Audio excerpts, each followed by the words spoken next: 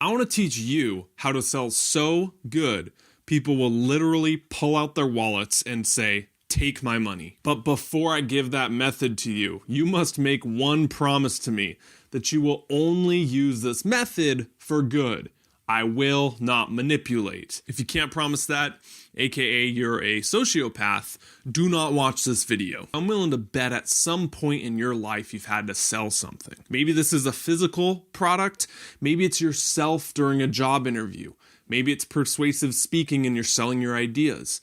What would it look like if you had a formula, sort of a master key in your back pocket that you could pull out, put in the lock, and it would work every time? I want to teach you that simple 4-part formula in this video that's going to work next time you have a sales pitch, an interview. In fact, what you've been watching for the past minute or so has been that very formula that I'm going to teach you. If you're still watching and I have your attention, proves it works. Last thing, credit where credit is due. This is a concept I picked up from Mike Del Ponte on the Social Triggers podcast. All right, now let's jump into these 4 P's on how to convince anyone how to buy what you sell. The first one is promise. You know, advertisers who spend millions of dollars on a simple 60-second commercial say that if they can't hook someone within that first 5 seconds, they might as well have not even filmed the next 55. Movies, the opening scene, directors stress about for months on end getting right because they know that sets the tone for everything else they're about to do. Well, with you, whatever you're selling, again, job interview, physical product, ideas, set the tone with that first one sentence. This is called the promise. It's a short, punchy little one-liner. My example in this video. Today I'm going to teach you how to sell something so good, people will pull out their wallets and say, "Take my money." That sets the tone for what's about to come. You know it's about selling. You know what this video is about. Once you do that, you move into the next P. The next P is the picture. Mike Rowe, the guy from Dirty Jobs, he told a great story on the Tim Ferriss podcast on how he got into television. He went on a bet with his friend to an audition to sell for QVC. You know, the late night infomercials where they're trying to get you to buy jewelry that no one needs and no one would actually wear. He was that guy selling at 2 or 3 in the morning. So he walks into this job interview, again on a bet. His friend said, "If you do it, I'll do it." And they didn't ask him about his background, experience. They just held up a pen and said, "Sell this to me." What Mike Rowe did in that moment got him the job. He didn't talk about the pen and say, "Well, it's got a fine ball tip to it. It doesn't smudge when you write." He went after the emotions. He said, "I want you to imagine you just closed a business deal. Everything went as planned. It took you 2 months. You're ready to sign. You reach into your pocket and you pull out a ball tip pen that's chewed on and cost you 4 cents. What impression does that leave on the person? What does that say about who you are? What does that convey about your future business deal? Now I want you to picture the other hand.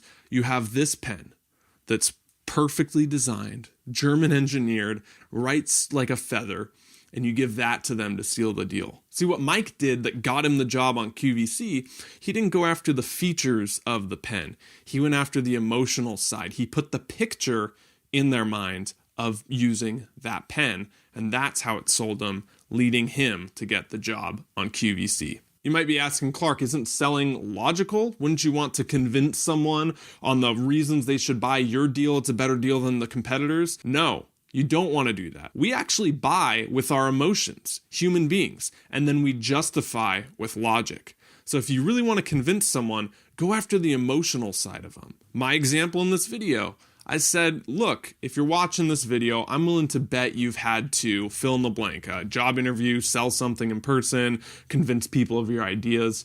Okay, so you see, I'm planting the picture in your mind of a time where you had to actually sell something to relate to your emotional side to make you watch this more. The next P is proof. I heard a great story. I think it's Andrew Stone from Pixar was giving in his TED Talk. He said he had a graphics arts teacher early on in his college career. The first day of class, he storms in, he writes on the board, "Apple," and then he draws a picture of an apple.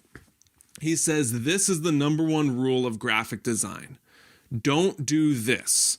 And he had the 2 sitting there. And then he took a piece of paper and he covered the apple. He said, "Do this, but don't do this." Both together. In other words, he said, look, show me, don't tell me. The proof, we can get up and talk about how great our company is, or how great we are as entrepreneurs, or how great we are in a job interview.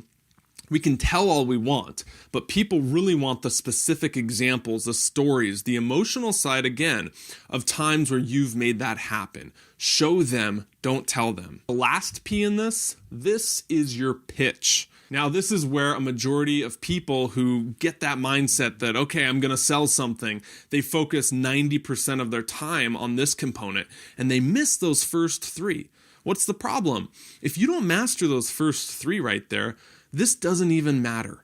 In other words, if you have a video where you lose people in that first 5 seconds, like the TV commercials we spoke about, why even film the next 55? Let's just say you did all those, you get to this one, the pitch.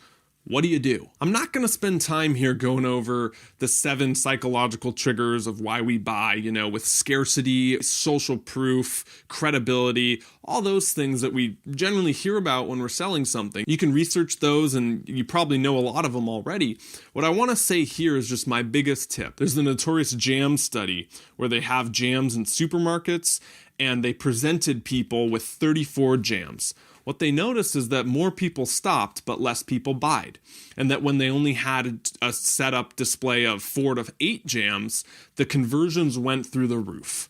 In other words, when we're overwhelmed with the decisions, we don't do anything. What I've found most effective is a single call to action. When you do a pitch, don't give them 20 things to act on. Don't give them 5 things to act on. Give them one thing you want them to do at the end of your video, at the end of your article, in your social media post. Have one call to action, maybe 2, that's pushing it, that you want them to do at the end of whatever you're selling, and that's a better way to convert people. So here's my pitch to you, all right?